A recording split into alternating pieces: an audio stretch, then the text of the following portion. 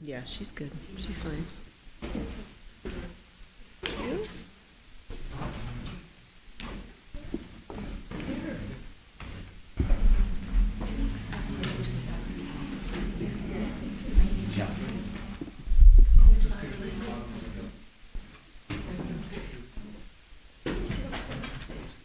You good?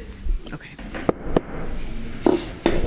Good evening, everyone. I'm going to call the City Council meeting to order. If you would all please stand. And Simone, if you would lead us in the pledge.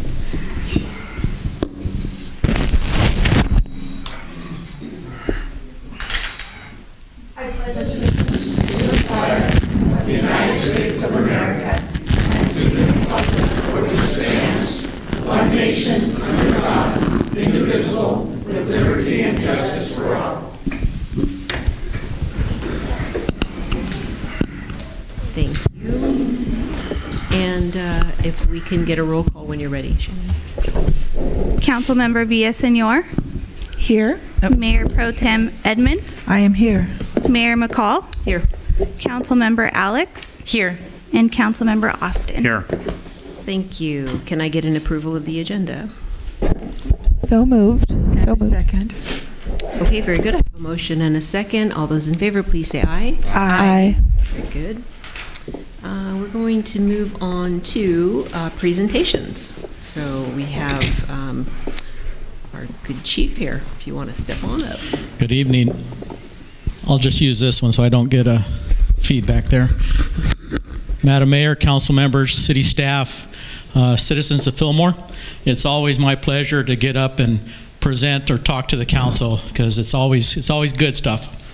We were here a couple weeks ago with the retirement of Captain Bob Thompson, and Bob, it was a good time to acknowledge that. So we do have 2 promotions tonight, and I'll be bringing up each one at a time, and then we'll give them the oath. One has already taken the oath, but because this is a promotion, we'll go through the ceremony of give it to him again. So first one I'd like to call up is Captain Jordan Arroyo. Come on up, Jordan. So just real brief, did I say Arroyo? I can beat Jordan Arroyo. I get these guys all the time. Time card says Jordan Arroyo. Jordan Castro. My bad, Missy. I'm sorry. I'm sorry, Missy. What happened to your husband? Yeah. and I. Yeah, let's do it. Can we erase that tape? And my pleasure to introduce Jordan Castro. Okay, so Jordan was hired on with the City of Fillmore Fire Department in 2012 as a reserve firefighter. In 2018, Jordan was fortunate to be one of the 3 Safer Grant firefighters that we hired full-time. In 2021, that grant ran out, but the council did provide extended staffing for the 2 remaining that we had until July of 2018. So, and then, of 2021. So then in 2021, the council funded one of those 2 positions that we extended full-time permanent, and we made it an engineer. Jordan tested out, and Jordan became that full-time engineer July of 2021. Jordan was already on track on the captain's promotional. He had taken the exam and had made the list, and then he was just waiting for a vacancy. So when Captain Thompson retired earlier this month, Jordan was promoted to fire captain. So Jordan, we've already give you congratulations. Congratulations on your promotion.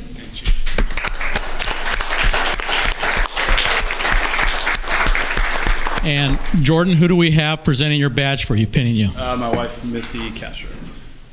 Missy, can you come up?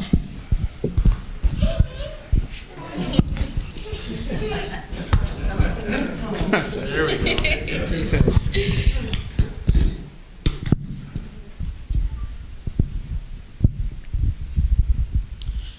Missy, here's Jordan's new badge.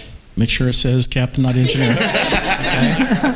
And if you want to take a look at the media here while you do that presentation.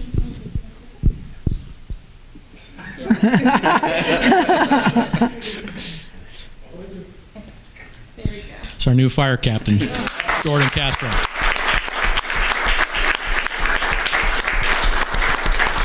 So, you want a picture? Okay. So, real quick.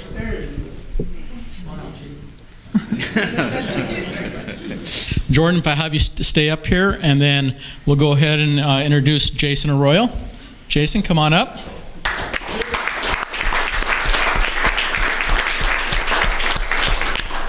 So Jason was also hired in 2012 as a reserve firefighter. He made reserve engineer in 2015. Jordan also took the captain's exam and was a real standout candidate for that. But when Jordan promoted to captain, Jordan vacated the full-time engineer's position we have. So because that position was vacant, then Jason was our top candidate to fill that full-time position. So it's my pleasure to introduce Jason Arroyo as our next full-time engineer.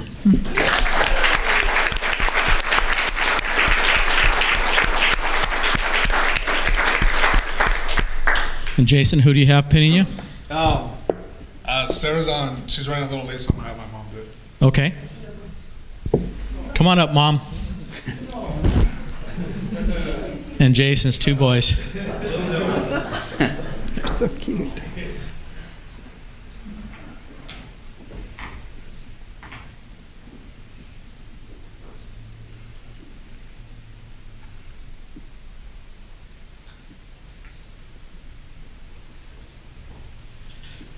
Congratulations, Jason.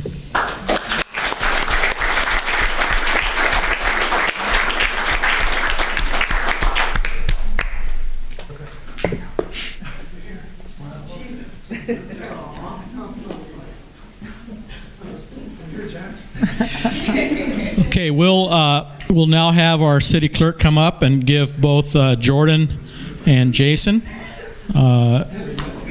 their pledge and reaffirmation of commitment to the department and to their position. Thank you, Chief Garola. Good evening.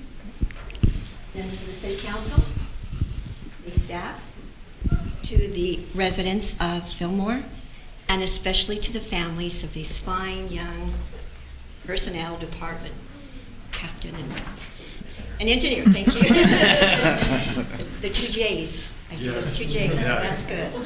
It's easy to get them mixed up. Okay, and it is my honor to administer the oath to you both this evening. You'd please raise your right hand, please. I, please state your name, Jordan Castro. I, Jason Arroyo. do solemnly swear or affirm Do solemnly swear or affirm that I will support and defend I will support and defend the Constitution of the United States. the Constitution of the United States. The Constitution of the United States. I'm going to stop for just one moment. Both of you can say this together. Okay. And the Constitution of the State of California And the Constitution of the State of California. against all enemies, foreign and domestic. Against all enemies, foreign and domestic. That I will bear true faith and allegiance That I will bear true faith and allegiance to the Constitution of the United States to the Constitution of the United States. and the Constitution of the State of California. The Constitution of the State of California. That I take this obligation freely, That I take this obligation freely, without any mental reservation without any mental reservation or purpose of evasion. or purpose of evasion. And that I will well and faithfully I will well and faithfully discharge the duties discharge the duties upon which upon which I am about to enter. I am about to enter. This completes the oath. Congratulations, gentlemen.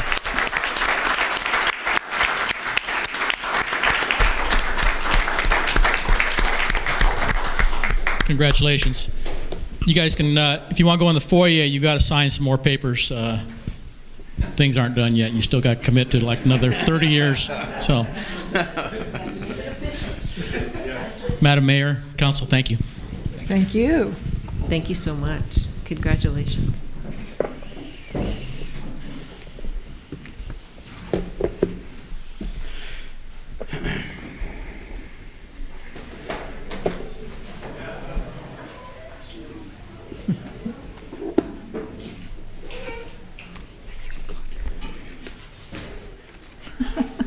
We'll just wait just a moment here. She was looking like she didn't know what to do, so I signaled.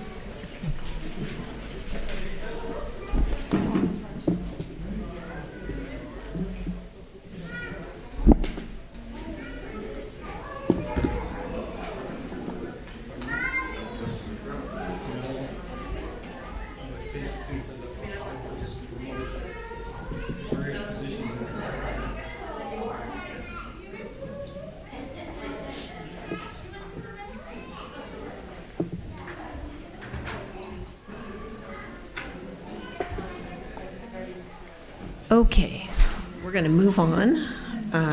We are going to move on to item 5C.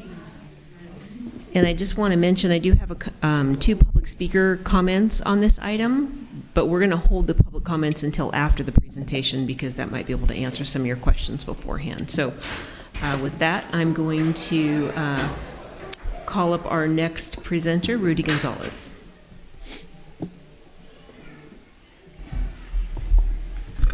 Good evening, Mayor McCall, council members, Mr. Rowland. I'm Rudy Gonzalez. I'm a principal manager with Southern California Edison. Danny Anderson is your assigned government relations manager, and she regrets that she couldn't be here this evening, so she asked me to sit in and to address some of the questions that were raised by City Manager Rowland. So I'll do that, and then I'll answer any questions you might have about any additional information that I don't cover. So I'm going to go ahead and answer the questions as they were presented. What is Edison going to do to rectify the problem of unplanned service interruption? So we're in the business of keeping the lights on. I mean, that's our core business. It hurts us when we have to implement these public safety power shutoff events. We have a regular inspection process where we go through and we inspect all of our facilities. We repair equipment if we identify any issues with equipment. So we have a very systematic approach to how we maintain our equipment and do our very best to keep the lights on as much as possible. However, whenever there's a major wind event like we experienced over Thanksgiving, we have a very difficult choice to make. And in those circumstances, the choice, from our perspective, is we're saving public property and lives by curtailing the electricity. And we know that there's another side to that perspective, so we understand that, and we're sensitive to that. So we do understand the significant impact that public safety power shutoffs have on the communities, especially during a pandemic when many people are either working from home or not able to get out. Because the PSPS is used only as a measure of last resort, we do so, as I mentioned, to protect public safety under extreme fire conditions.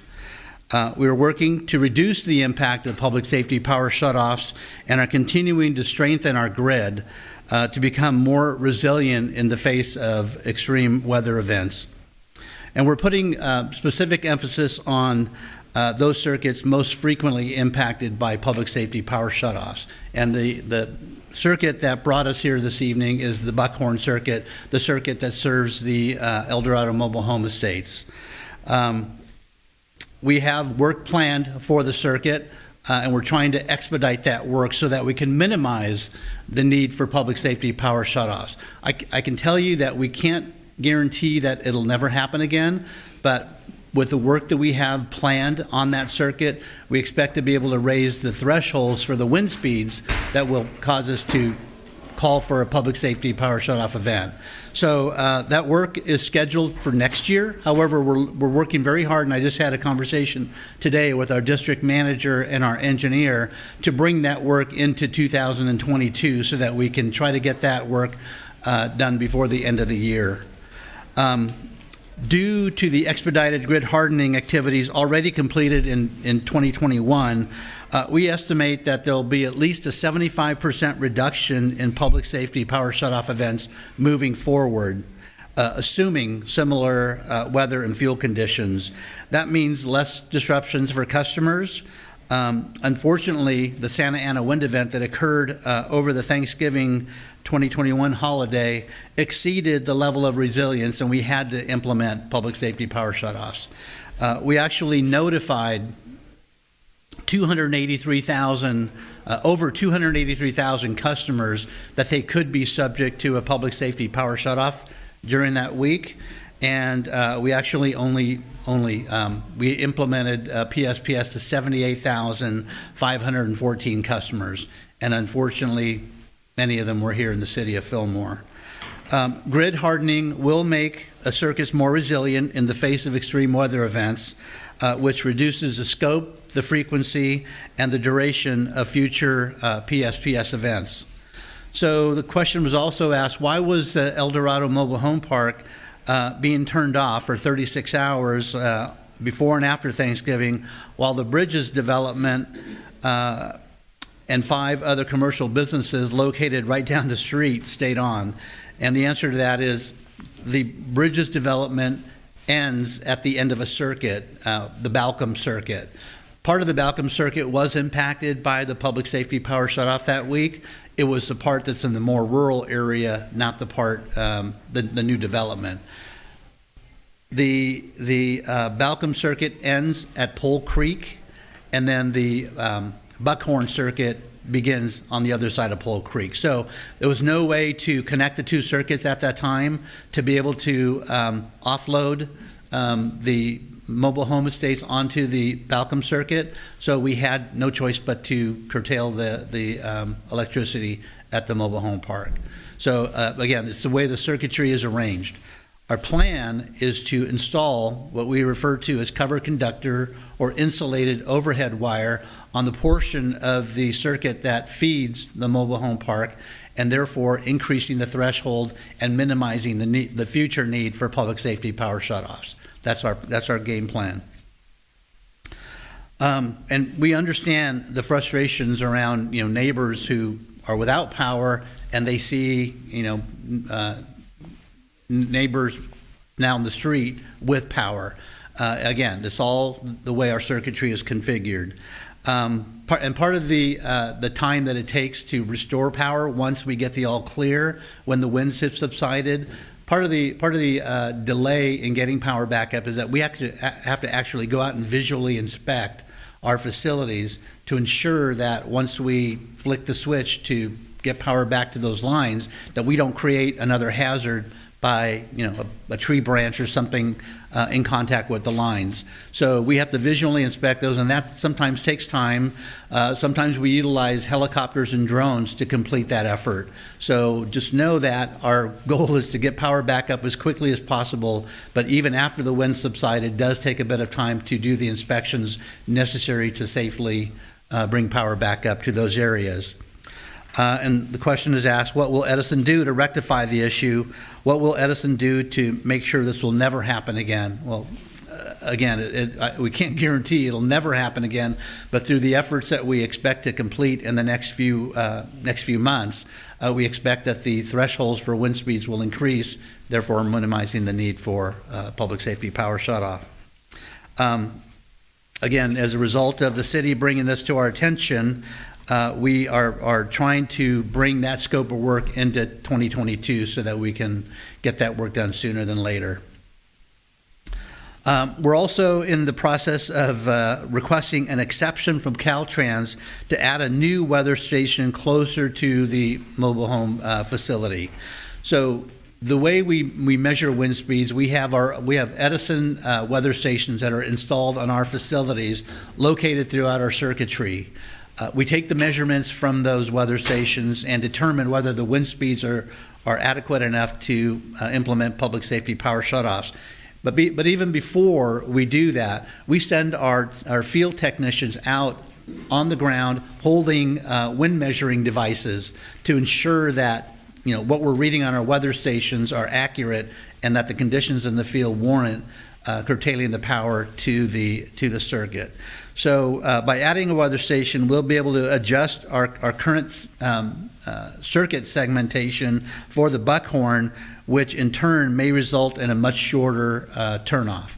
So again, our goal is to minimize the impacts by having shorter duration, fewer customers being impacted, and adding this weather station will help that cause. So we understand that the needs of our customers around public safety power shutoffs include, backup battery or portable generator. So we do have on our website, marketplace.sce.com, a rebate program for small portable power backup generation that can accommodate small appliances, perhaps a refrigerator. So I'd encourage you to go to that website.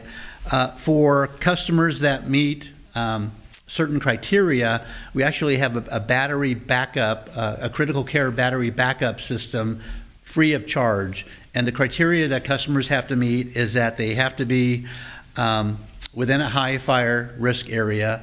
They have to be part of our medical baseline program, and then they also have to be part of our income qualified assistance programs, the CARE and FARA. And if they meet those three criteria, they can get a free battery backup system that would be delivered and set up by Edison. So there are ways that customers can help themselves. We also encourage folks, particularly in the mobile home park, because it's a master metered facility. So those residents don't get individual notifications. So we encourage folks to go to our website and sign up per their address. And if they do that, they will get a notification regardless of the fact that they don't have an Edison meter at their home. So we encourage folks to do that as well. And Real quick question why I'm thinking about it. The people that don't have meters, even though they're within that address, will you still recognize that and notify them? Yes. Okay. Yeah, they have to go online and sign up for that notification alert, though. Okay. By their address. I just want to make sure, because obviously if it's metered, you know who they are. Right. So, okay. Right. Okay, thank you. Go ahead, please. That's really the conclusion of my comments. And again, I'd be happy to take any questions that you might have. Could you re-give the website address, merchandise dot, was it? It's Marketplace. Oh, Marketplace. Yeah, marketplace.sce.com. And on that site, you'll find anything from a very small, portable generator to larger battery backup systems. So anywhere from a $75 to up to a $500 rebate, depending upon the item that you select. Okay. And do you have the information on the free options on your website? If our residents wanted to go there, to see if they qualify for that? Yeah, if you go to sce.com/PSPS, and then from that site, type in critical care battery backup, that'll get you to the site. And I'll make sure that we send the links to these sites to the city manager so that he can post it to the city website. Please, because obviously, anybody is going to be concerned, but, our mobile home residents need some extra attention. Sure. Especially since they don't have individual meters. That Right. created a real problem. Any plans to convert the park to individually metered? It's not up to the city. It's a State. privately owned park. Oh, okay. So we don't govern that. Right. It would be up to the park owner to Okay. handle that. Right. Any other questions? I have a few. Okay, thank you. Thank you for presentation. First question is, how long, you talked about the game plan to put the cover on the circuit. How long for that game plan to be put in place? So again, I had a conversation today with our district manager and our engineer who covers this area. Right now, it's scheduled for 2023, but we're going to advocate, because of the circumstances in the community, we're going to advocate to bring that in sooner than later. So our hope is maybe by mid-year. And it's a process of removing the bare wire that's currently on the poles and replacing it with an insulated wire. And in some cases, it may require the need to replace a pole because that insulated wire is heavier. So we may have to do pole replacements as well. The actual work is not, we're talking about 1,500 feet of line. It's not that significant an amount. So the scope of the job probably wouldn't take more than 2 to 3 weeks. Okay. All right, great. And then my other question is, particularly for El Dorado, it's great, the websites with critical care battery backup and just all the information of where they can sign up. Right. But can Edison do a particular hard copy mailer to El Dorado with this information? And the reason I say is, we have a lot of seniors not online, Right. but they may have a daughter, a son, somebody, a caregiver who will see their mail and can help them get signed up. So I'd really like to have a hard copy mailer sent out ASAP to every resident in El Dorado. So some of you may Can't. recall that we send out a 4-page mailer at the beginning of every windy season, usually around the April timeframe. I'm assuming that because it's a master metered facility, that not every resident gets that. I will make sure that we deliver a supply of that information so that every resident gets it. Yeah, sure. And that flyer, the 4-page foldout has a wealth of information on it, so it'll be good to get. Thank you. Question. The Buckhorn wind station, is that near the old Buckhorn School? Is that where it got its name? So Which is kind of by Piru? I'm not sure what your question is. Well, the question is that I used to be the principal at Piru, Oh. and it was much windier in Piru than it was in Fillmore because the canyon is narrower there. Right. So if the wind station is there, it's going to predict different winds than what we have here. And that's why we want to install one closer to the Good. mobile home park, so that it'll give us a more accurate indication of the need to implement PSPS closer to the mobile home park. I used to have to catch kindergarten kids that flew past because it was so windy. They thought it was funny. I didn't. And I wondered, is the rest of this section of Fillmore on this side of Central, is that also on Buckhorn? No, the Buckhorn, and I've got actually a couple of maps here that I can Okay. leave with you. The Buckhorn encompasses the area just north of the 126 off of, I think, is it Central? Okay. Yeah, and then it goes down 126 primarily on the south side of the highway.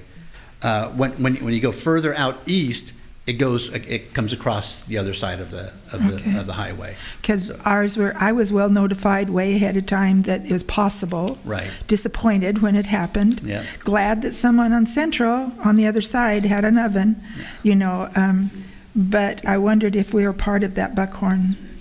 I'm on 4th, which is straight up here, so, I'm on the same yeah. circuit as Are you? he is. Okay. Right. So I was going to ask the same question. You were impacted on Thanksgiving? Yeah. Yeah. We're not. We're the entire Thanksgiving all the way till the next morning. Right. Right. Yeah, I mean, I'd be happy to see what No. circuit you're served on if you provide addresses. No, don't worry. Very simple to do. Yeah, don't worry about it. I just was wondering, that's just an information. I thought we were on the Buckhorn, but I'm going to leave these 2 maps with Mr. Rollins just so you can see, Yeah. get a sense. And all of our circuit maps that are subject to public safety power shutoffs are on ste.com/maps. And when you open up that link, it'll give you a sublink to Ventura County, and then you can look up the circuits by name. So the Buckhorn and the Balcom are 2 of the circuits that serve parts of Fillmore. Well, I'm aware that as that climate changes, you're fast trying to adapt to it, and it's expensive and timely. But as you said, the impacts are huge. The weather events that we're seeing today are more extreme than we saw 5-10 years ago. Right. And unfortunately, it's driven us to this difficult decision to curtail electricity, again, from our perspective, to save lives and property. But I think the area that we're most concerned about is El Dorado Yes. because of the number of people there that really need electricity to live. Right. And thank you for suggesting the hard copy because they also don't get information. The owners apparently are not following through on a lot of Yeah. that stuff. So I really appreciate your doing that. Sure. Any other questions? Yeah. Hi. Hi. I have a couple questions. One is, I'm assuming that it was turned off at that particular time of year because the brush was drier, because it has been quite windy since then, and so there's been no shutoff. So I'm going to assume that it's because of the dryness. Yeah, so during the Thanksgiving week, we hadn't had any precipitation for a period of time. So we factor in humidity, the fuel on the ground, the amount of moisture in that fuel, the possibility of debris flying into our lines. We had a really good rain in December, I don't think we had much in January. You know, hopefully we'll get some more. But every time we have a rain like that, it extends the lack of need for public safety power shutoffs because the conditions are more favorable. Right. So when we have a drought period or an extended period of no rain, that's ripe for conditions that, you know, might spark a wildfire. So, but after a rain, we have a little breathing room. Yeah. Okay. And then one more question. I actually had a question from a resident of El Dorado Park, and I don't know if you can speak to this or answer this, but the question is, what is Edison's schedule for tree trimming the 16 kilovolt overhead lines that exist in Fillmore? So we have a very systematic approach to our vegetation management, and the mandates that we have to abide by have changed over the years.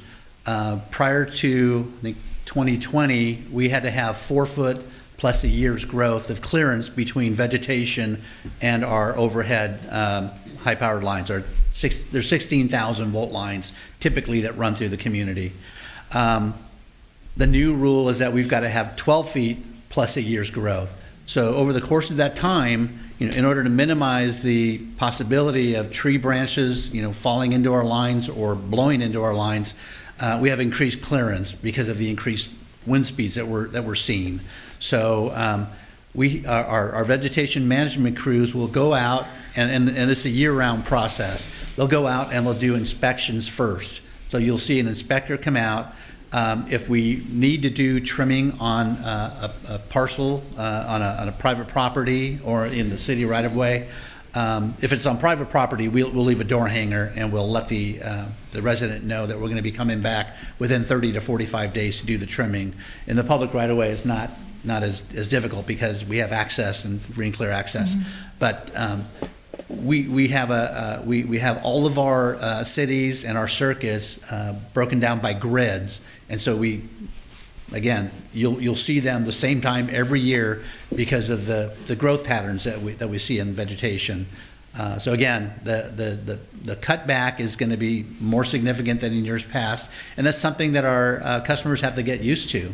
You know, when they see that we've cut back vegetation more than we have historically, they get a little upset. I mean, we treasure our trees and we want to protect them, but we have a mandate and we have to abide by that mandate. Otherwise, we can get in serious trouble. Thank you. Sure. How many people were affected in Fillmore? I mean, you roughly said, you know, in the region, but I mean, do you have a number on how many were affected in Fillmore? In Fillmore, I don't have that number, but I can get that very easily. 2 weeks after each event, we have to submit to the California Public Utilities Commission a summary of that wind event. So you can go online now and see the summary of that wind event. It's got very detailed information. We spend a lot of time putting that report together, and every time we have a PSPS implementation, we have to submit a report to the California Public Utilities Commission. We're under a microscope right now in regards to this, you know, PSPS implementation. Our communities are not happy that we have to implement it, and I completely understand the reason why they're not happy. Nobody wants their lives disrupted. So we are doing everything we can to try to get as much work done as possible with a focus on the most frequently impacted circuits. And so we've identified 72 of our most impacted circuits, and we've created a scope of work to try to minimize the need for public safety power shutoffs on those circuits. Again, not with the guarantee that it'll ever go away, but at least we'll minimize the possibility. Right. I have a couple more questions. Is there, because here's what my issue was during the thing, was I got a notification I was going to be turned off, but I couldn't get a notification when I was getting turned back on. Yeah. So if I'd known that, I would have cleared out my refrigerator and I'd have moved on down the road to somebody else's house. But I kept thinking that it was going to come back on, and I was going to ask, do you guys have any plans to increase your customer service, either your web browser or I meant something, because that was I kept trying to use the web and I couldn't get on. Yeah. I just couldn't get on. I know that as many people that were trying to get on the web probably had less success than you did. So that's one of the areas that we have to do better on is our communication, both pre-event, during the event, and then post-event. And the CPUC has heard loud and clear from our communities that we've got to do a better job of providing information through whatever means, text, email, whatever method of communication that our customers have selected. So that's the area that we're going to be focusing on moving forward. And then my last question, because I've heard varying stories on this. If somebody loses their whole freezer and refrigerator, like on Thanksgiving, can the residents make a claim against Southern Cal Edison? I've heard yes and I've heard no. Anybody can file a claim. For PSPS implementation, we're not obligated to pay that claim. I want to be upfront with you. If we're negligent, we will pay on a claim. If we've caused an extended outage through our negligence, we'll pay a claim. But for public safety power shutoffs, the CPUC has authorized us not to pay the claim. But I know that there's a lot of communities that are advocating with the CPUC to change that rule, and I wouldn't be surprised if you saw changes in the future. I'm only asking because the customer service was part of my problem, why I never cleaned my freezer out, and I lost everything in my freezer on Thanksgiving. So it was kind of like, if I'd have known that, I would have. Yep. I can take that one step further, not regarding PSPS events. I had a transformer in my front yard blow up on Labor Day, and I could hear it, and I kept calling and calling and calling, and finally hours and hours later, after it had literally blown up, they came. I signed up for notifications. Right. It was probably a day and a half before they had it changed. I didn't get a notification until December. Your issue has been resolved. I was a little kind of put off by that. Yeah, so that is further giving credence to the fact that customer service and follow-up isn't happening. Right. So no excuses, but we did convert to a new customer information system last year, which I know caused very lengthy wait times for customers trying to call into our phone center. So my apologies for that. Okay, so with that, I do have two public comments. I'm going to allow these folks to come up and speak. I'm going to give you 3 minutes, if you wouldn't mind. I'll set the timer for you. I think you know how this works. When it turns yellow, you have 30 seconds left. And since Mr. Richardson is making his way forward, he is the most eager, and we're going to call him up. I'm accustomed as I am to public speaking. You're good at it. Yeah, my name is Charles Richardson, and I've lived in Fillmore for 17 years at the El Dorado Mobile Home Park. I've been referred to as, I'll skip all that. You did answer. Okay, as you may recall, I am a former Edison employee. 34 years with the Edison Company, and 3 of those years was spent as a service planner. Been 30 years retired in December. Imagine that. I can't. I don't know why he wants me still here, but I am. The last time I appeared before you folks was on December 10th, 2019. And at that time, my complaint was about the dirty water, which still exists. And by the way, the flushing of the water system does not happen. It hadn't happened for maybe a year, but they don't care. But tonight, as you know, deals with Edison's unplanned service outage at the park. And I gave you a packet about that, and I know a lot of questions were asked that dealt with it. And so the 36 hours is a fact. It was about 9 o'clock on Wednesday, 9 p.m., all day Thursday off, and about 9:30 a.m. on Friday it was turned back on. What's really irritating is that the park, which has about 700, it has 345 spaces, and I'd guess there's probably 700-800 people that live there. To come out of my house at night and look 50 feet away and see the streetlights on. Or, that's to the east, or go west, another 50 feet or so, that's where the 5 commercial buildings are, and they're on. And I think that's the power line that's the I forget what you call it. The power line The that, overhead lines. yeah, okay. And you're going to install some pole switches. Is that what I understood you to say? We're going to install insulated wire on that section. Well, how's that going to keep El Dorado on when the other two places are off? Charles, you Well- have 44 seconds left. I mean, I understand that you have questions. Well, that's an important question. The I pole switch understand. is, I think a pole switch is absolutely important and needs to be installed. And I want you to check on your circuit maps and make sure that there's a reason why you can't install it. Insulated wire is not going to keep El Dorado on when you flip the switch at the substation. Okay, that's not going to help us. We need to have either a line built from where those commercial buildings are over to the park and connect it to the overhead line that goes into the park. Or, I think the simplest way is to install some pole switches. And I used to go out and put them up, service planner, place goes, guy hits the pole, goes off, I go out and pull the switch, because that's what I'm told to do. Okay, So Charles. that's really important that you really look into that, and I really appreciate the fact that you're here tonight, Mr. Gonzalez. And I plan on having some more communication with the gentleman who is the Vice President of Distribution. And I thank you. Sure. And you will get a good report. Thank you. Yeah. Okay, really, that's basically it. We need to have that done. Okay, Insulated wire is not good enough. It's simply not good enough. Either we connect to the line that serves the commercial businesses, or you put in some switches that can separate it so that we don't get interrupted. So the circuit, if you have a seat here, I'll show you on the map. Okay, well, when we go outside, after we get done, okay? okay. Thank you. Now, I'm Thank you, speaking on Charles. behalf of Ken Creason. That's the other person that's on the list. Okay. He gave me his time. Okay, He's a typical example of an individual that has a problem, physical problem. And there are a number of people in the park that do have physical problems. And so being without electric service is really, people had breathing apparatus.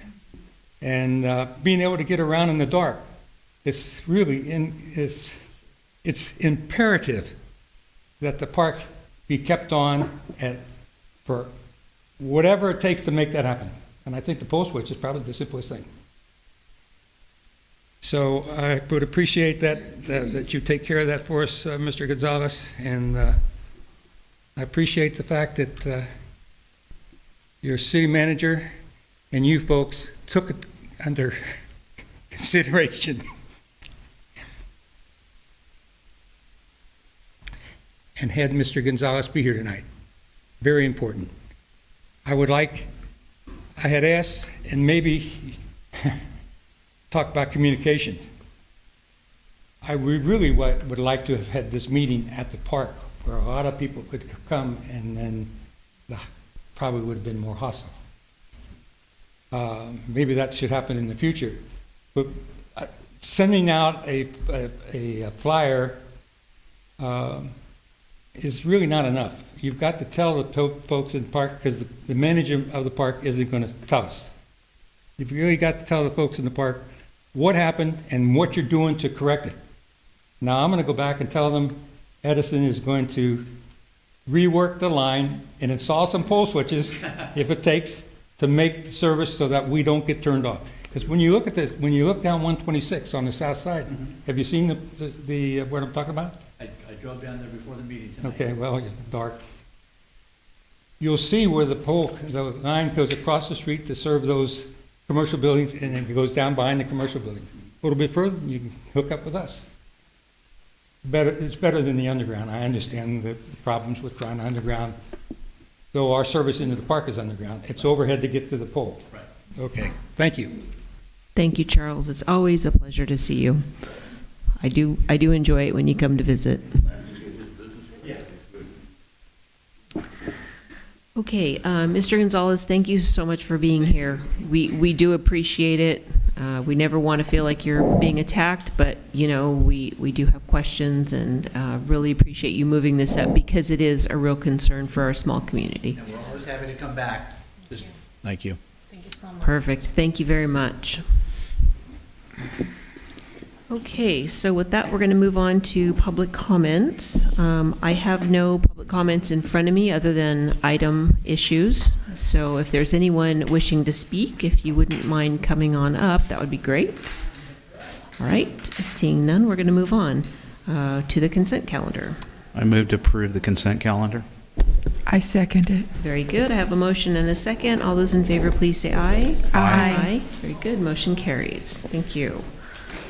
Okay, we're going to move on to new business. This is item 8A, and this is considering an approval of agreement for construction of off-site development improvements with Mountain View 77 LP, and I'll turn that over to staff.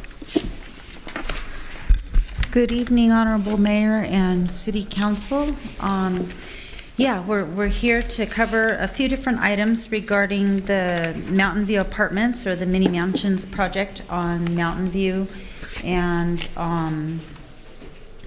Santa Clara Street and 126. And I brought a few visuals because I think it'll be easier to see what we're talking about. The project is conditioned to do a variety of things. The first thing that it had to do was merge all of the existing lots into one big property, and we did that. The lot merger is complete. In addition, the project is conditioned to dedicate to the city 14 feet of land along the frontage of Highway 126, which is shown here as I just highlighted in yellow. And so one of the things before you tonight, covered by the staff report, is they've done a grant deed and offered to dedicate and title this 14-foot for future road purposes along the property frontage. It won't be Caltrans right-of-way. It'll become a parcel of land owned by the city for future road use. And so that's one of the items on the list, and there's a grant deed that is ready on approval that we can process to record and send in with the certificate of acceptance that would be required for the city to accept the grant deed. In addition, there are 2 road easement dedications, one of them 10 feet wide along Santa Clara Street, and that's towards getting to an ultimate road width of 60 feet on Santa Clara. The existing right-of-way is 40 feet wide. This gets 10 feet wide on the mini mansion side, and when the property across the street develops, we would need a 10-foot dedication, and then we'll have a full 60-foot roadway. In the meantime, there won't be parking on the north side of Santa Clara Street, only on the south side.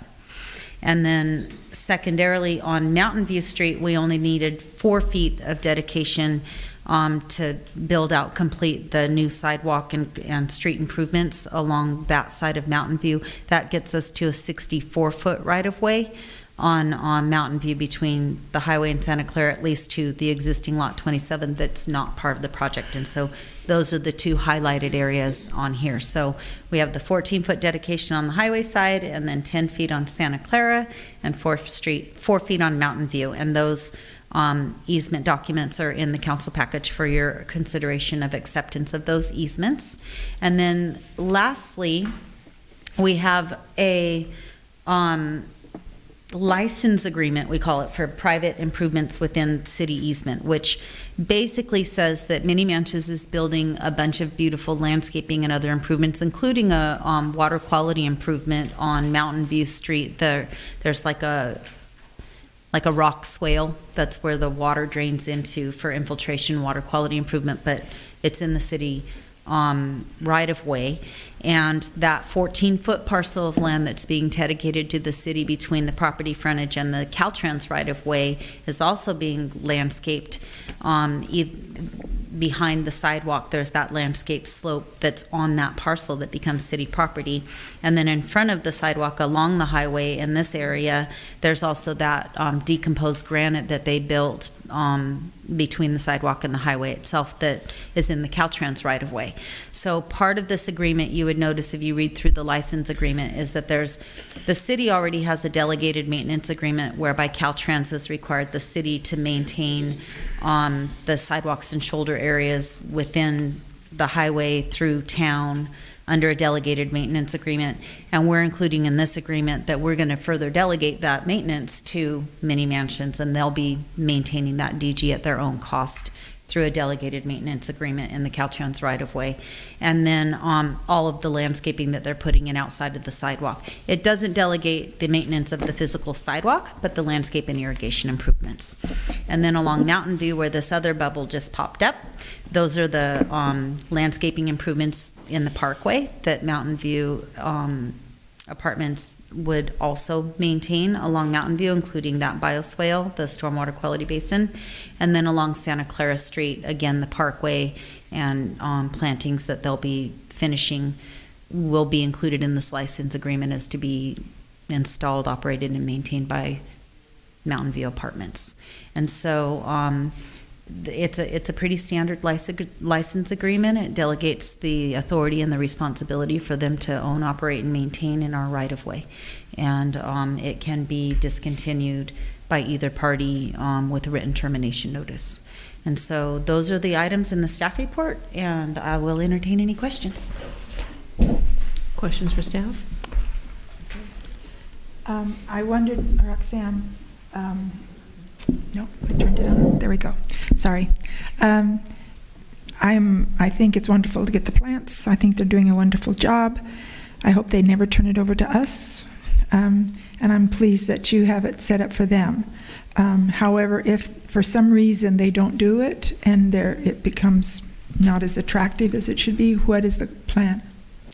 So if the maintenance agreement, we would notify them that they need to do maintenance. If we want to terminate the maintenance agreement, then we would likely need to add them into a landscape assessment district.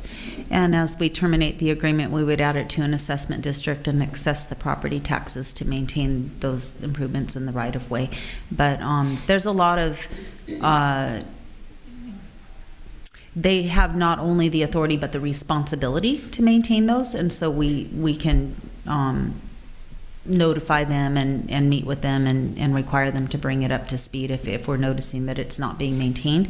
We can give them official notice, and that's usually all it takes. Like if it's starting to be not attended to and you bring it to someone's attention, oftentimes that rectifies the situation. But the recourse would be to terminate the agreement, to take it over, and to put it into a landscape assessment district. That was the choice that we made as staff as we conditioned the project, whether to take it on as part of an assessment district, which, as you guys are all familiar, it's hard to raise those rates over time, versus just, it's such a robust development, and these types of facilities oftentimes do a great job maintaining their own frontages because it's in their best interest, and that's why we went this direction. Oh, that's a great idea. My second question is the block that is private property on the northeastern section. I have a great concern over the sidewalk because that's the only sidewalk that kids can go to and from school. And it stops at that property and kids have to go out into the street. Is there a chance we could do eminent domain just for the sidewalk section?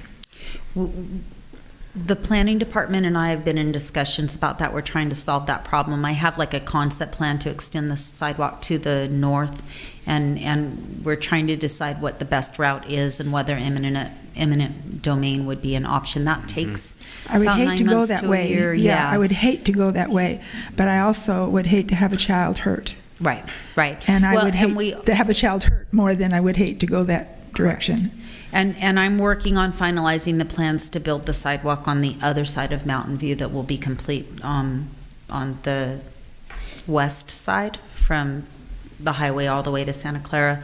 The city's building a sidewalk with SB1 funding. So that sidewalk will be completed likely before this one will go through, but it'll be all the way down the street. So there will they be can cross one. at the intersection and go, or stay on that side of the street and go all the way down. Okay, thank you. Other questions? I make a motion to approve item number 1, 2, and 3. I'll second that motion. Okay, I have a motion and a second. All those in favor, please say aye. Aye. Any opposed? Very good. Motion carries. Thank you. Thank you very much. Okay, we're going to move on to item number 8B, and this is for City Council to receive and discuss Two Rivers Dog Park. I will note that we do have a public speaker, so we will turn this over to staff and have a little bit of conversation, and then we will call you up. Thank you, Mayor Council. Tonight we're asking City Council to discuss and provide feedback and direction to staff regarding the Two Rivers Dog Park. Just some background information. Approximately 4.5, 5 years ago, this item came before City Council to do a dog park.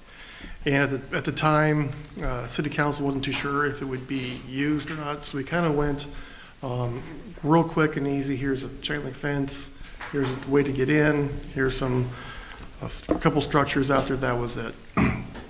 So that's why it looks the way it does. Over time, the dog park was getting more and more popular. During that time, we also were notified that there were some access concerns from one of our residents. We appreciate that information. From there, we went out there and had an ADA self-evaluation conducted, also put in a transition plan over the past year. During that time frame, we got cost estimates to repair all the ADA issues at Two Rivers Park. They came in at a little over $250,000.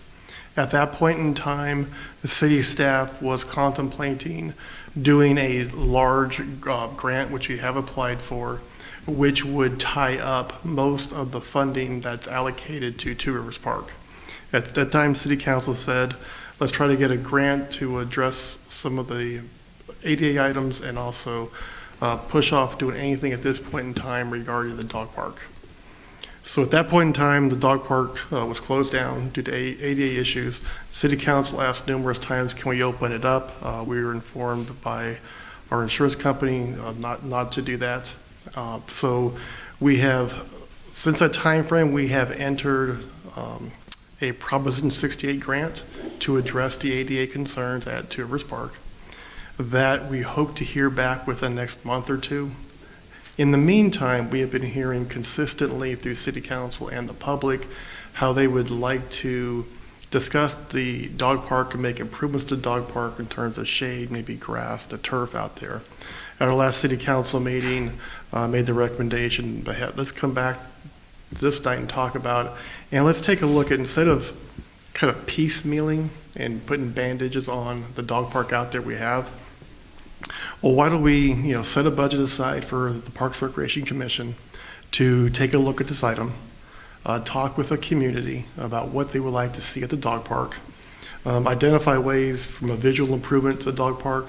Is that the right location for the dog park? Should it be at a different park or a different location within the city?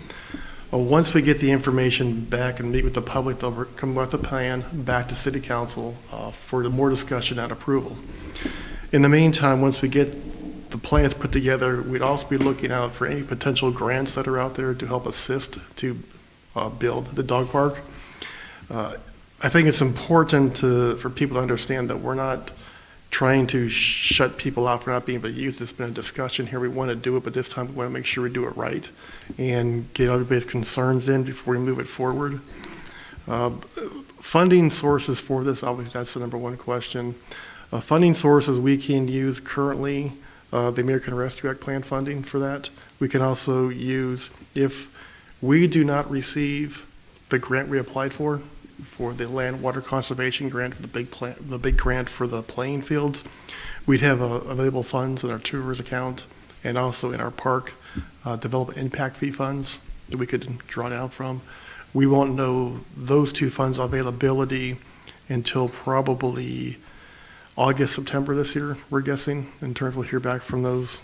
And then the other one is to take money out of the general fund reserve and use it as part of the overall budget process this upcoming fiscal year at that point in time. So staff right now is recommending that we do move forward with a design of a new dog park.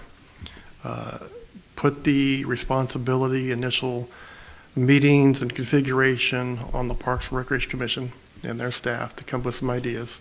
Meet with the public, bring in those who are interested in having a dog park. What features do you like? With City Council setting a limit on where we're comfortable spending. Dog parks can go from $250,000 up to over $1 million, depending on what they put in there, what type of drain system that you're putting in. If you put AstroTurf in, put an underground drain system to make sure that the AstroTurf, cleans itself, if you will, lack of a better term, with animals going to the restroom out there. So Staff is looking at it from that standpoint for City Council to provide some direction to the Parks Commission and also to not allocate, but identify a funding number that City Council is comfortable with. Look at the ARPA funds and some of the items we've asked us to take a look at. I'd be comfortable recommending $300,000 as a starting point to take a look at for the Parks Recreation Commission and the public to start using to take a look at and designing a new and improved dog park, if you will. So that's all I have in here to answer any questions you might have as well. Thank you. Okay, any questions for staff? Okay, so why don't we do this? Let me call up our public speaker. Chief, maybe you could give him the microphone, if you wouldn't mind, please. Joel Chance, if you want to come on up. He's going to hand you the handheld mic. Test. Good evening. My name is Joel Chance. Been a resident of Fillmore for 8 years.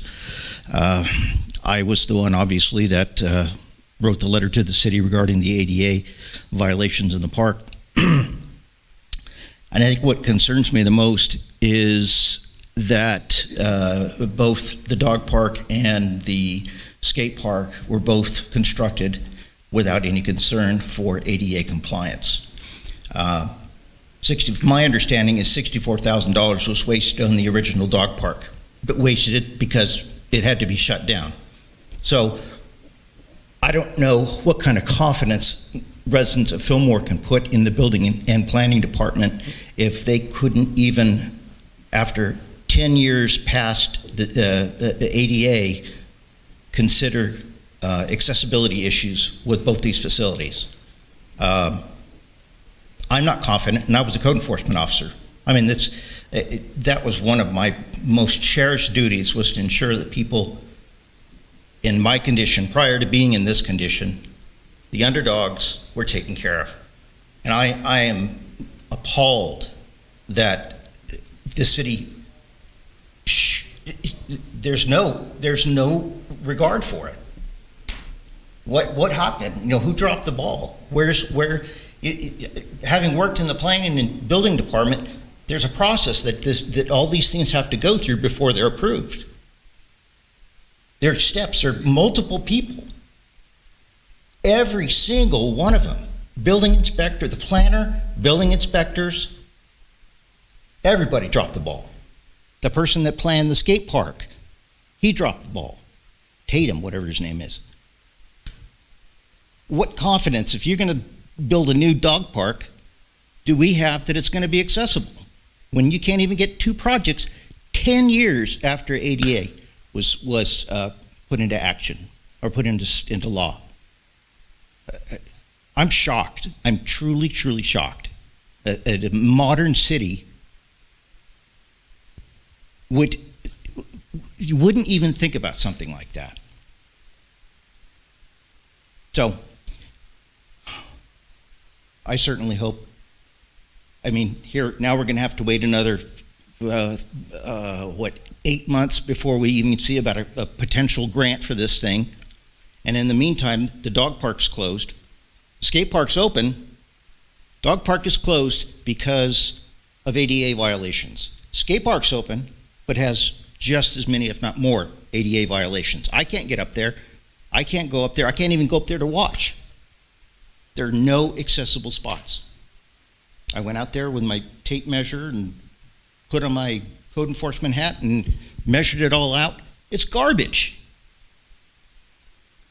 This is not a shining jewel in the crown of Fillmore. It's an embarrassment. It is an embarrassment. And I sure hope somebody gets on the ball and gets it fixed. I'm not a patient man anymore. I wrote 2 years ago about this. And the only thing that's happened is you guys hired a disabled access consultant who confirmed my allegations. That's all I have. Thank you very much. We do appreciate you speaking with us. Okay, so questions and comments, please. Go ahead, Lynn. Go ahead. We're all passing the bucket. Okay, I'll call it out. Christina, you go. Okay. Thank you. All right. For the 200,000, is there a plan for? Is there a plan for when the feedback gets in from hopefully community of how this would be? Like, would this be something that goes out to RFP? You know, are we going to look to see, because 200,000, 300, I know you were mentioning $1 million. That's, I mean, that's a lot of money. And so I just want to know that's one of my questions. You know, what is, we're looking in-house? No, what we do recommend is City Council, let's say it's $200,000 what you're allocating for the Parks and Recreation Commission to use for their the new dog park. From there, once the elements that the public were interested in having, and I would recommend that Mr. Chance, please come to be a part of the process and be there on the front lines with us to get this done correctly. Is that, you know, say we want 15 benches, we want to have grass in there, we want this items in here. We get the information back, and then we'll then need to go out for an RFP to have somebody prepare the reports for us. And we can have preliminary numbers done on what it looks like. Mm-hmm. Then they'll come back, and then we'll have it all drafted up, take a look at to make sure all the things are put in place, making sure we have all the AD access concerns addressed. And then City Council would have an opportunity to have it presented in front of them. Hey, here's what the new dog park would be. Boom, we go out for the bid process and be construction and making sure that it's put and built to our specifications. Then before accepting it, like we've done with the Rio Vista Park, go out there and bring in our insurance company one more time, the ADA inspectors, to make sure it is adequately installed to meet all the ADA standards out there as well. Okay, thank you. And then a follow-up question is, and maybe this is just my statement on this, looking for alternative areas in town for a dog park, I don't see that happening. I mean, I think the room is there at Two Rivers. There's the drive-up area for folks who ride in their cars. They can come right up to that dog park area. Granted, maybe maybe we'll expand it a little bit, on those fence lines, but that's the place that I see it still staying. So I just want to get my input on that. Okay, well, me? Go ahead. I have a bunch of questions, and one of them is the ADA, of course. I have spent a great deal of my life in a wheelchair, and it has been a challenge many times to go to games, to go to concerts. But most people are aware of that, and they arrange it so that it is possible. Sometimes challenging, but possible. At the same time, I worry. I agree with having the Park and Recreation Commission and the department run the questioning and the discussion over with people who are well aware, not only of ADA with their dogs, but also with their dogs. And I think the first conversation I had with you was how terrible that dog park is, because the little dog park is as large as the big dog park, and the fences are too low, and it just isn't a nice dog park. And my husband and I often would choose a hotel near a nice dog park when we were traveling, and we found really beautiful dog parks and went to nice restaurants and hotels there because it was on our trip. And so if we were to have a nice area here, I think it might draw people who are driving through to stop and use our facilities. But when you have a community event, people come out who have different points of view, and often very strong points of view. And I would like to suggest that when we have community events, we hire a skilled facilitator, because then that person could make sure that everyone's point is heard, but that you stick to the purpose of the meeting rather than being pulled off of it. And so that's a suggestion I have. And then the third is that I don't think it should have to cost that much. My favorite dog park is in Stockton. Camarillo comes a really close second. And those parks were built quite a while ago, but they were considerably less because you can do a dog park with what you have.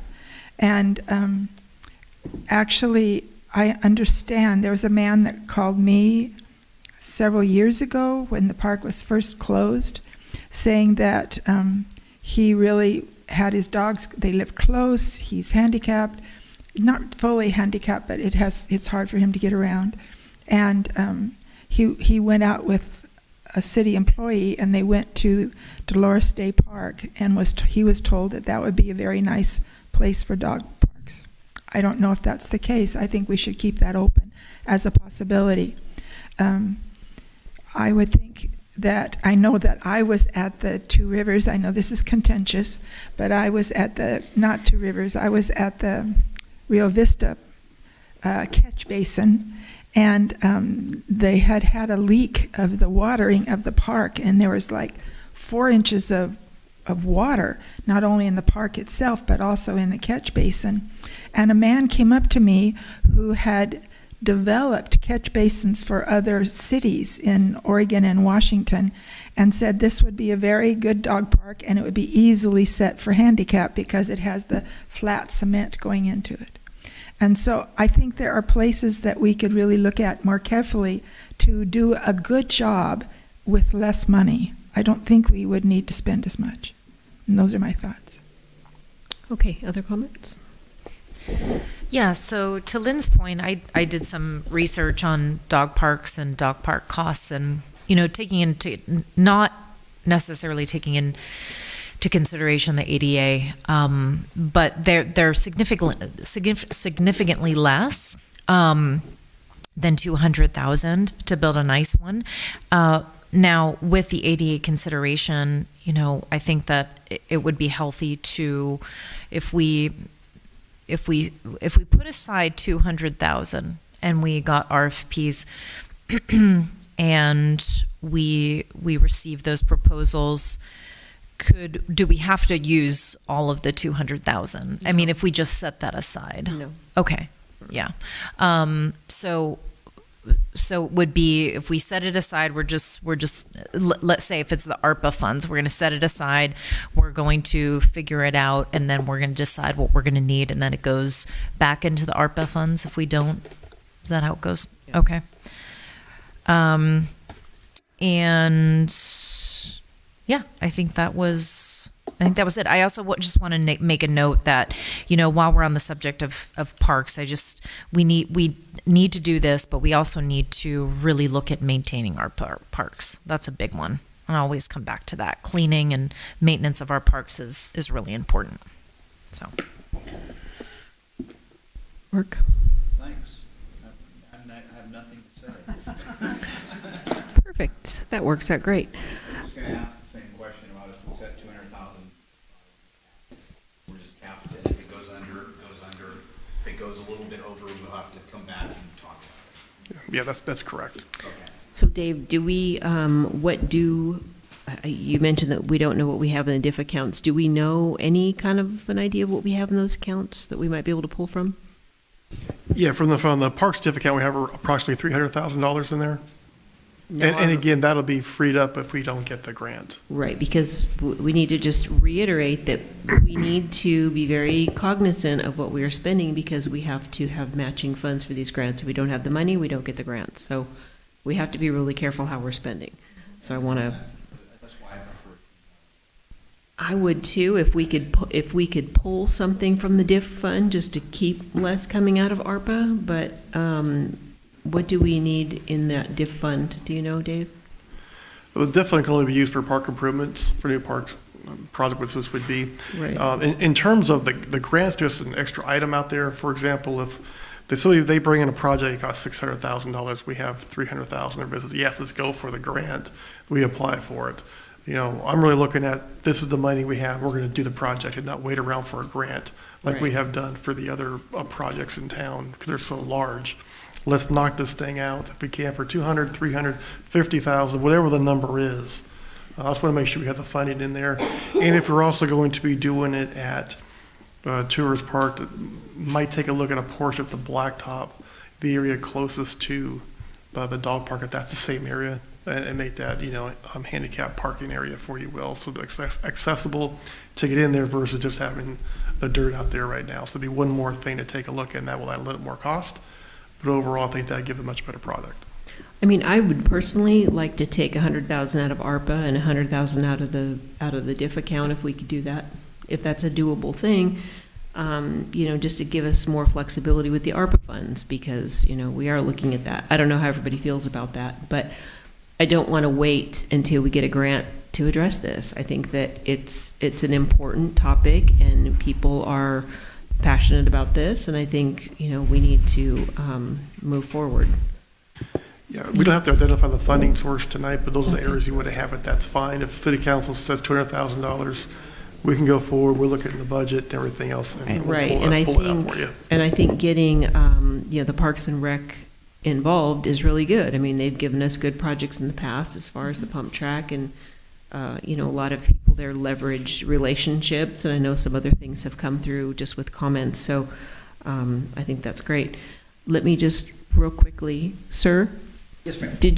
I'm sorry, Joel. Yeah. This gentleman right over here. I'm sorry. Did you have a comment? Sorry, I didn't fill this out earlier, but... Okay, just a minute. You need to come forward just because we can't hear you, if you don't mind, please. You have 3 minutes, if you don't mind. Yeah, 2.5. Perfect. Hi, Jack.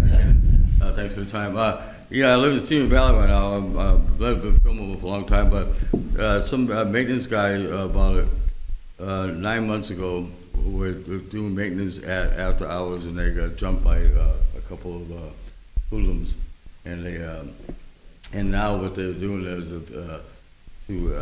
now you're trying to get money for for maintenance to do this dog thing, and you can implement fines for drinking in public. You can do it for obscene languages when a lot of parks don't have it and stuff like that. It can be worked out. Just take instead of waiting for a grant.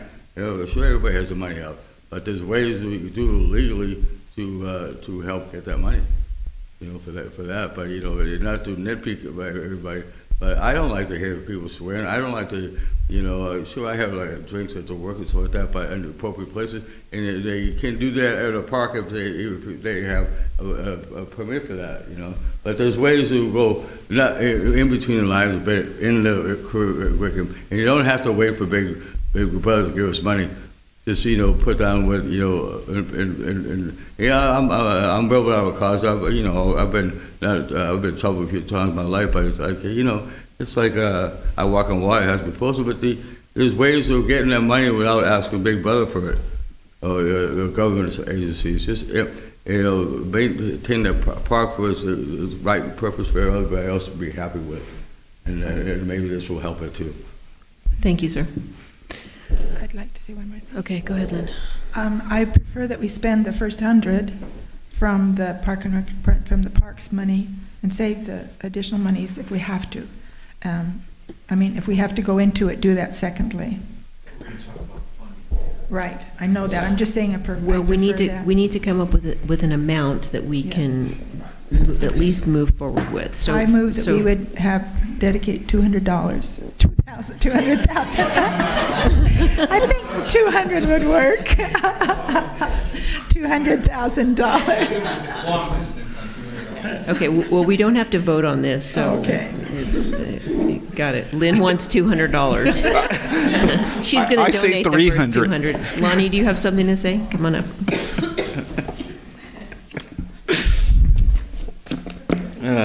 3 minutes. I've held it long enough. Hi, Lonnie Farr, and I am part of the Parks and Rec. And what I want to say is that when you sound $200,000, that sounds like a lot of money. Well, right now, when you're talking about fuel prices and if you're going to put asphalt in, if you're going to put cement in, anything that you're going to do, right now our prices are going to be really high. So $200,000, and if you haven't been on Next Door, They have been complaining about it. I was expecting a house full, and we didn't get anybody. So that's kind of sad. And they want covers, they want benches, they want, everybody wants, but when you have a limited budget, it would be nice if we could get volunteers. Everybody talks, let's walk the walk and do it. So that's my suggestion. And the other thing is that I've put it out. We have 2 spots available on the Parks and Rec. We can't get quorums, so we need people to come in and volunteer. That's all I have. Lonnie, we'll make sure they're all at the Parks and Rec commission meeting. And if there's enough there. We'll invite them all. Thank you. Thank you. Thank you. So I am definitely in agreement. I mean, I say a minimum, we start minimally with $200,000, and let's see what we can come up with, what kind of plans we can come up with, where can we start with that, and we will go from there. All right, agreed. Okay, everybody agree? Yep. Okay, Yes. Thank Dave, you. is that good? Yes, great, thank you so much. All right, thank you. Do we agree with the facilitator on the conversation? No, let's leave it with Parks and Rec and go from there. Lonnie, what do you think? Do you need a skilled facilitator to facilitate meetings of the community-wide meetings? Not that I'm aware of right Okay, all righty. Okay. All right, very good. Okay, so we're going to move on to item number 8C, and this is the appointment of primary and alternate official representatives to Skag, and I'll turn that over to staff. Thank you, Mary. For the past several years, we have not been going to the Skag conference. It's been online. This year, the Skag will be having their regional meeting in Palm Springs in May of this year. And each year, the city has a delegate and a alternate delegate who attends the meeting, and they vote on items at the meetings out there. In the past, former council member Mayor Tim Holmgren, he actually served as the district representative. We are asking tonight to have a representative and a backup representative delegate for the Skag conference. All the fees to attend the conference are covered by Skag, which is the Southern California Association of Governments. I should have mentioned that earlier. And they handle a lot of transportation issues, housing issues within our region. It also covers Imperial County, Los Angeles County, Orange County, Riverside County, San Bernardino County, and Ventura County. So 191 cities, one of the largest square mile areas in the country for a planning agency to cover. So tonight, we're asking for City Council to appoint a delegate and a backup delegate to vote at this year's Skag conference. And it's going to be taking place May 5th and 6th. Who wants to do it? Well, is that the same person that's going to go to the regular monthly meetings? Yes, it is. Well, then, Yes, there's monthly meetings in there, and you can do them online, I believe, still, or otherwise you have to go to downtown LA. okay, well, that leaves me out because I have Thursday morning meetings twice a month because I took up Mark's. Mark's asked me to cover his group, so, which I love doing. So Temporarily, but I will not be able to do this. Yeah, it's not me either. I can't get away from work on this. I could potentially question on these meetings. Do you need to participate and sort of choose one and be on from 9:30 to 11:30 and the 12:30 to 2 p.m. meeting? So there's like a regional council meeting, which I think is the one that Tim was on. And then there's these specific ones. So that's my question, basically. Is it a 9:30 to 2 p.m. commitment on that Thursday? You would be from the 12:30 to the 2 p.m. However, if you're on one of the subcommittees, they meet earlier in the day. Okay. At 9:30 to 11:30. But you can choose to be on those subcommittees or not. Okay. I wasn't sure if that was a requirement. You don't have to be on those. Okay. And look, you get to stay at a hotel, you take your husband, have a weekend away. You'd have to pay for him, of course, but, you know. Are you kidding? It's my break from my husband and daughter. Right. Right. All right. Well, with that, I'll volunteer to be the primary. Perfect. Any alternate? Mark? I'll take the alternate. Perfect. Thank you. I know. I'm very happy. Okay, so with that, I'm going to... Better make it. I'm going to move to appoint Christina as primary and Mark as alternate to the Skag General Assembly. Now, I'll second that. Very good. And I have a motion and a second. All those in favor, please say aye. Aye. Any opposed? Very good. Motion carries. Thanks, Diane. I almost didn't call for that vote because I forgot that I made the motion. It's pretty bad, isn't it? Okay, so we're going to move on to item number 9, committee, commission, and board reports. Anybody has anything to report? Nothing? I just have one thing, and that has to do with transit. I want to remind everyone that Fillmore has the highest percentage of both parents in the family, the highest percentage of both parents working, and the lowest per family income in Ventura County, which means we have a lot of parents that are working hard and bringing in very little money. In addition to that, we have the highest rate of unemployment, Fillmore and Piru, in Ventura County. We really need to look at both Moore Park and Santa Clarita for jobs and services for our community. So I just want to put that up for everyone, that those are really important transit needs for our county, for our community.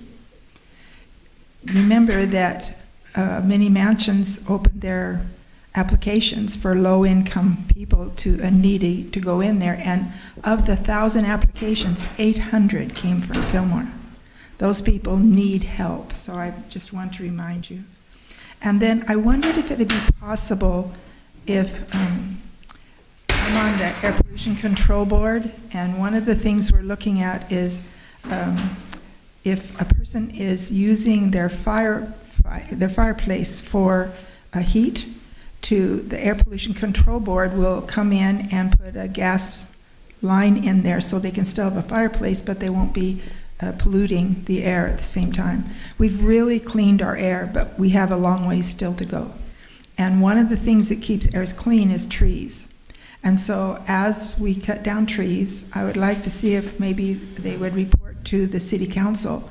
Every month we would get a written report in our box saying which trees are coming down and why. And we need to have some money set aside so that we can replace those trees, because that's a heavy use of keeping a heavy need to keep our city air clean for our kids and our families. And that's it. Okay, anyone else? Okay, Mayor, are we doing commissions and also our regular comments? Committee, commission, and board reports first, please. Okay, so on the Ventura County Regional Energy Alliance, thank you, Lynn, for pinch hitting for me on this last meeting, but a couple of updates. The Alliance has had to limit their green energy program, but they will be applying for grants, and hopefully their green energy program will be able to be fully reinstated. They'll be looking for partners to apply for these grants, so I will get some more information, and if there's anything pertinent to our city, happy to share it, and also our fellow community partners. They had a clear audit, which is very good news, and they have a new chair. It's Laura Hernandez. I think she is council member of Port Hueneme, and Mike Judge of Simi Valley is their second. That's that update. Okay, anyone else? Okay, city council reports, recommendations, and comments. Lynn? To correct Christina, I did not pinch hit for her. I've been assigned to that committee from my sanitation board. So thank you, Mark. Actually, I was on it. Actually, I do enjoy these committees because I learn something every single time, things that I had no idea about. So that's the only thing I have to say. Okay. Christina? Okay, I do have a comment. Next month in March, we'll be coming up on a year that we went into contract with Kimley Horn for our housing element. I think we went into contract with them for about $160,000, and Kimley Horn has yet to produce a draft of our housing element. And yeah, we're going to move a year. I want to say we went into contract at the end of March. And I know, we all know that there's been some staffing here and issues, and very hopefully they're being resolved. But I would like to see if we can get support to bring Kimley Horn back out here next month and give us an update on where the housing element is, and sort of revise their timeline, because things have been pushed back, and we know that there has to be a new timeline for when they're going to, when the city with Kimley Horn will have the draft and be able to have that feedback. I know we need to get this in within the year, and we did talk about, I know, a couple previous council meetings, but that end of year, that real end deadline of, I think it's October 15th, is not that far away, given that we haven't seen a draft yet. So I would like to bring that back around and see if we don't hear from staff on it, if we can bring our Kimley Horn representative in to give us an update. That's what I was going to ask Dave. Is can we have Kevin come back and give us a report on this versus pulling out Kimley Horn? Is they going to charge us?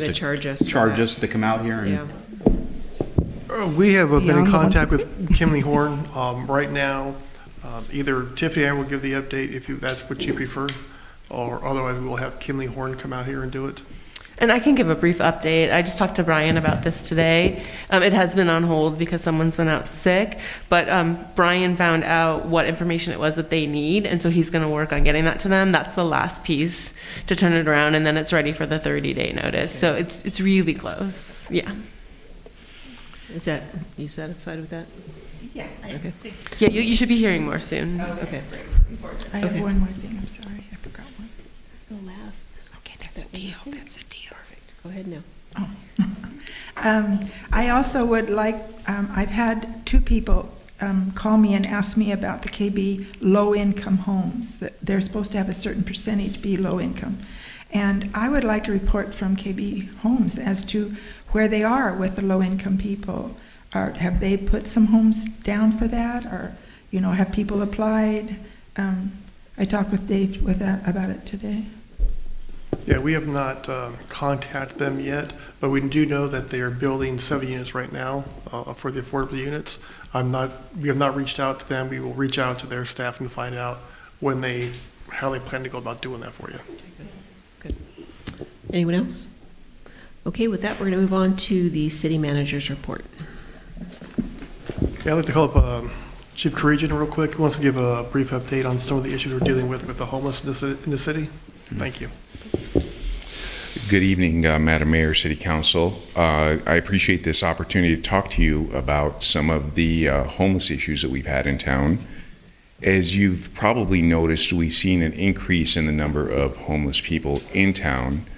That's really what we've seen not only across the city, but across the county, across the region, and across the state. So what we're seeing is the same as what we've seen regionally in the area. Your police department continues to work closely with other stakeholders within the area to try to provide services to the homeless people that we have here.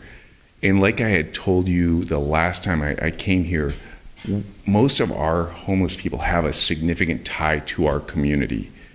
They have a tie to our community, so they've either grew up here, their family is here, or their family moved here and they want to be close to them. The Ventura County CEO's office is doing a place and time count on the 24th of this month, where they do a count of the homeless people in the entire county. Last year we did it and the number was very low. It was below 10. This year the count that we have is 16, is what we have counted as people that are homeless, that are either on the streets or living in cars. That number does not include people that are couch surfing or living without a home in someone else's house or a garage or something of that nature. This is the people that are actually either living on the streets or living in a car. So that number has increased. If you remember before, the number was below 10. What we've done as a police department to address it locally is I've assigned a liaison deputy on each shift as a homeless liaison. And the purpose for that is to have a continuity of services to this population. And also, my goal is to reduce the number of calls for service that we have in the community that deal with, these homeless issues that come up. And what I can report to you is a majority of our calls for service involve 4 of the 16 people that are in our homeless population. Those 4 people they cause us a lot of extra work. However, we continue to try to merge them with people with Ventura County Behavioral Health, with the one-stop center in Santa Paula that's there every Friday in the mornings to offer them services, whether it's supportive housing, whether it's just food, shower, and a checkup. We also do backpack medicine to actually go to the encampments where people are living on the streets. Unfortunately, most of the people that stay on the street are service resistant. They do not follow the rules necessary to enter the programs that are put out by the Continuum of Care through VC Behavioral Health. So those are people that are resistant to those services that we try to marry them up with. Realize this, we're only a cog in the wheel of these services. We don't provide services as a police department. We are a cog in the wheel, getting the service providers to them in order to marry them up and hopefully find a long-term solution for these issues. Some of the other things that we do is we track where the encampments are, the number of people that live in the encampments, and then the services that have been offered to these individuals and whether or not they accept them. It's a mapping system that the sheriff's office has it's an app on your phone, and you can drop a pinpoint. We do that for evacuations as well. And those are some of the things that we're doing currently. And like I reported the last time, we don't have a transient population. The people that are here are typically, the reason that it's increased is a few of the people got washed out of previous places that they were placed, and they're back. It's not a transient population. This isn't a destination point for people that are homeless. So that's a unique element to our city. It's not the same in Ventura. It's not the same in Oxnard or other cities, or even in Thousand Oaks and in Santa Paula. Ours are they have a magnet to our city because of familial relations. In terms of the types of calls that we get with homeless people, it's typically things like drinking in public, causing disturbances, check the well-being of people that are passed out, public urination. And like I said, most of those are generated by a very small minority of that 16 that we talk about. And we have a zero tolerance when it comes to those types of calls for service, because, Central Park is where we're doing library. There are kids that are here all the time at the park, and those are things that we're working actively to try to reduce those calls for service and those types of things that we have. We've had some success stories. We've had some people that have been able to get into the programs, and one person in particular that I'm thinking of has not been back on the streets since he was introduced to those programs. We've had several failures where they get in and they pop out, and then we put them in with our partners and they come out. So we will keep doing those. It's a long process. The idea of using criminal statutes is something we want to do at a very, very, very, very last resort. And so that's something that we're going to continue to do in terms of trying to introduce them to services to try to find a long-term solution. The criminal statutes are not going to provide long-term solutions for these things. They won't be in custody very long. They're going to come right back out, and it's going to repeat itself. So if we can get, and we've had behavioral health out here before. They did a presentation in front of you all as well. Those types of partnerships are, I think, what will have the best outcome for us. But really, it's one of those things that continues to be a challenge to us. We were able to work with VCTC and they lifted a moratorium and they established a no trespassing zone 50 feet from the center line of the railroad line. The benefit for us is one of the places where people were congregating and it was a dangerous situation for us is by the Active Adult Center. And so because of that moratorium, we weren't able to enforce a no trespassing sign. They've since lifted that several months ago, and now we can. We've had to cite a couple of people for those for trespassing in that area. Some of the things that we're doing moving forward is I've talked to the city manager regarding possible ordinances. Thousand Oaks has enacted a new city ordinance. And those are things that we're looking at in terms of evaluation, whether it would work for us in our city. Some of the things that they did in Ventura in terms of the riverbed cleanup, we're evaluating to see how effective that is, because what it does is it moves the people out of those riverbeds to different areas. It doesn't change their housing status, it just moves them from one spot to a different spot. And so perceived is that there's some challenges with what they have done. I think that covers all the points that I had, but I'm here to answer any questions that you may have.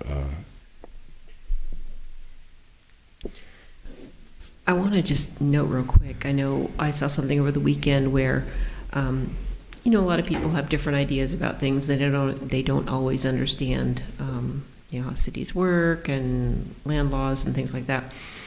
And one of the things that I saw was somebody was basically saying that the city has the authorization, to tell the people in the non-city areas that they have to leave, basically riverbeds. And I want to just touch on that because we don't own the riverbeds. That's Watershed Protection District. It's various state agencies. So I just want to be really clear on that we can manage the areas that we govern. And making people leave from riverbeds, as you said, I was a property manager in Ventura for 20 years, and once a year they went through and cleaned out the riverbeds, and they literally, the homeless population would come into the shopping centers, and they would set fires on decks to keep warm at night, and it really did create some challenges. So I want to just be careful with that, because people seem to think that the city can just kick people out. Well, it's not against the law to not have a place to live, and we want to be very sensitive to that. So maybe you can just kind of comment on the riverbed part of that aspect. So that is an area where a majority of our encampments are. One of the things that I reviewed over the weekend was a post on Nextdoor regarding the number of people that were in the riverbed. And the number is close to 8, 7 or 8 encampments, and it's about 7 or 8 people are down there. Again, these are people that have ties to this area, and they are down there.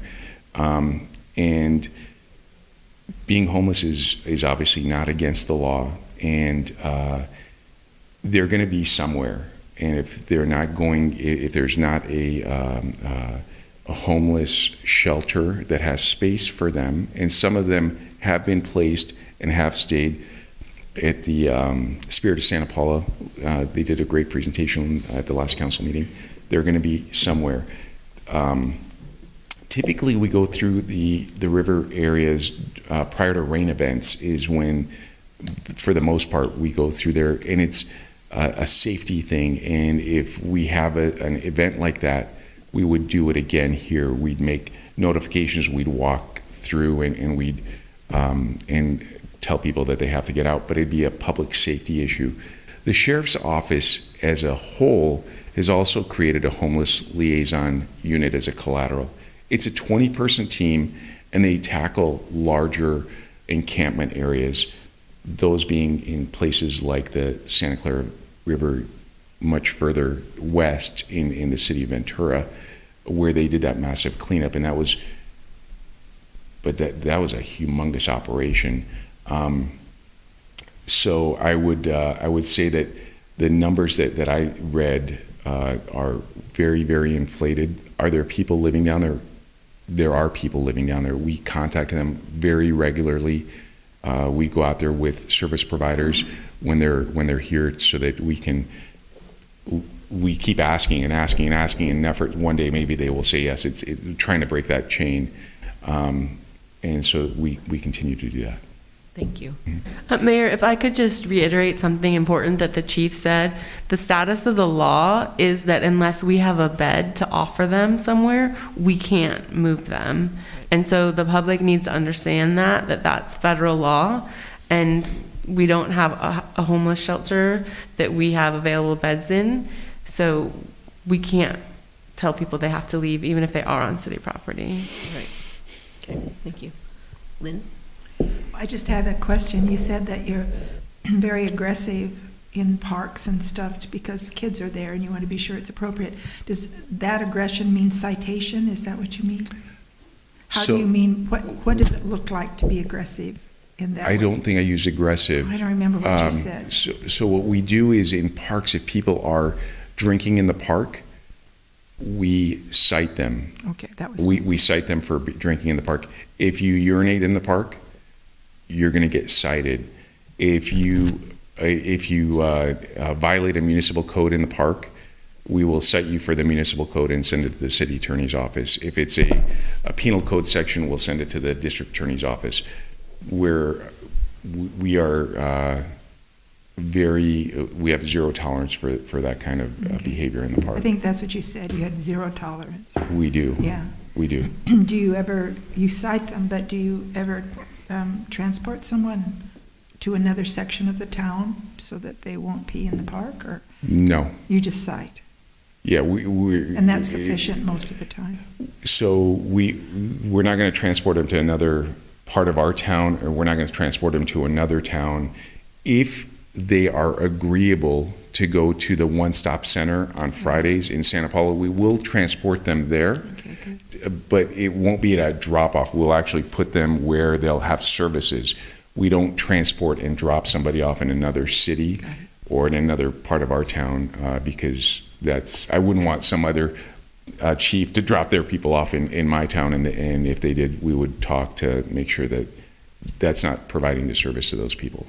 But the citation tends to be enough. The citation lets them know that we mean business, okay, and they know their behavior is something that's against the law and it's not acceptable, and that's something that we can't tolerate. We want families and kids and everybody to be able to enjoy the park, and some people will be intimidated by that. Thank you. Okay. I just have a quick question. Okay. I do. What element, if you know, involves drugs? Is there a drug element to this homeless population? A majority of the homeless population has either drug or mental health or both, some combination thereof. When I say a majority, I'm trying to think of any that I know that don't have one of the two, and I struggle to come up with one that doesn't have one of the two. So I would say the percentage is very high. I would feel comfortable using plus 90% as a percentage. Mm-hmm. Is there any indication of what those drugs are? Is it just I'm asking this question because I want to know what kinds of drugs are moving through our community. You know, one thing, and I'm not on next door, thank God, because it would drive me nuts. But to walk along the path, I just know that with the bike path and stuff, people, when they see things, they don't feel safe, right? When they see transit, they don't know what the nature, and I think that might be why people are kind of even if it's 16 people are in up, or I can't quote that from next door, but I'm just going to assume that's part of it. But I'm just wondering about the drug activity and how that plays a part. So the drug activity is similar to the other types of drugs that we see in the community, whether it's methamphetamines, heroin, alcohol is something that is a significant problem as well. So those are the types of drugs. There's what you see in general society, you'll see in this smaller subgroup. What I would say for people is if they see something that they're not comfortable with, is to call us. We will check the area will check for suspicious activity if something is suspicious. If they notice something and they're scared, that's what we'll be out there to check on that. Okay. There may not be anything that we do about it because there's nothing that's a violation, Right. but that's one of our roles, and our deputies are happy to respond to assist. Okay, thank you. Thank you. One comment I just wanted to make about, Simone touched on it, regarding sort of safety and the bike path. I've had a couple of emails come to me from residents in the Riverwalk area, because down in that area is where we have some homeless encampments. And has there been, I know in the city we haven't had that talk yet of lit bike paths, but has that been something that has been brought up to you in terms of, just being out there, again, families biking, just for, again, that safety that, that the families just know? So what I can tell you about the bike path on the west side of the bridge is that's the area that I'm getting more calls about, and that's an area that we will do more foot patrols or extra patrols in response to that. And I've been in contact with one resident in that area who wants to have kind of a neighborhood meeting, and I want to bring in some partners with behavioral health so that we will be able to kind of address some of their concerns and tell them what the process is, because it's not a magic wand, and if it was, I'd be using that wand much more frequently, not only here but all over the region. But those are some areas that we've received calls in a response to those areas. Thank you for your follow-up on that. I appreciate it. Thank you so much. I appreciate it. Okay, so with that, we're going to move on to, sorry, got hung up there. We're going to move into closed session, and we do have 3 items tonight. Hang tight, let me open this up. Okay, sorry about that. Slow computer. Okay, so we have conference with legal counsel regarding anticipated litigation in one case. The second case, we have conference with real property negotiator, and this is to consider negotiations and give direction to negotiators regarding real property at 308 Chambersburg Road. And the third item is conference with legal counsel regarding another anticipated litigation. So we will recess for the moment and come back to you once we are all done.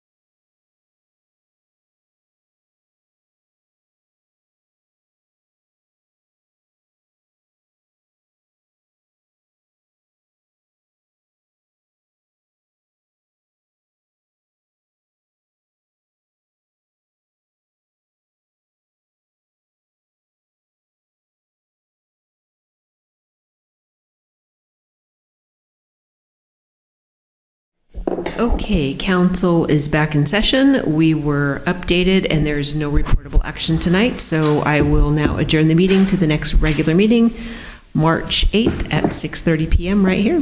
Thank you very much. Have a great evening.